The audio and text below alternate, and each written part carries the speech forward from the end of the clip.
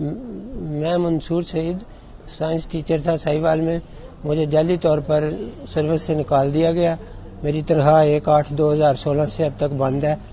Service tribunal میں بھی میری اپیلوں کو نہ سنا گیا اور اب میں appeal number CPLA 3416 2019 supreme court میں زیر سماعت ہے. اگست 2019 سے میں چیف جسٹس سپریم کورٹ سے یہ ریکویسٹ کرتا ہوں کہ میری اپیل لگائیں اور مجھے ریلیف دیں، کیونکہ میری بیٹی ہیں، میں نے ان کو تنخواہ وغیرہ پیسوں کا ان کے اخراجات ادا کرنے ہوتے ہیں، جس کے لیے مجھے شدید مشکلات کا سامنا ہے. کتنے بچے ہیں؟ میری 2 بیٹیاں ہیں اور ان کے اخراجات وغیرہ میں نے دینے ہوتے ہیں. مجھے جعلی طور پر پہلے سرنڈر کیا گیا، پھر ٹرانسفر کر دیا گیا، پھر ریموول کر دیا گیا.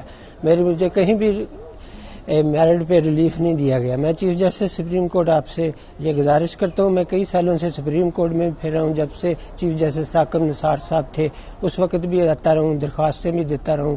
سروس ٹربیونل میں بھی میری 2 اپیلیں نہیں سنی گئیں. میں آپ سے گزارش کرتا ہوں میرا پیغام چیف جسٹس سپریم کورٹ تک پہنچایا جائے کہ میری اپیل 3416 2019 کو چیف جسٹس مہربانی فرما کر فکس کریں اور مجھے ریلیف دیں.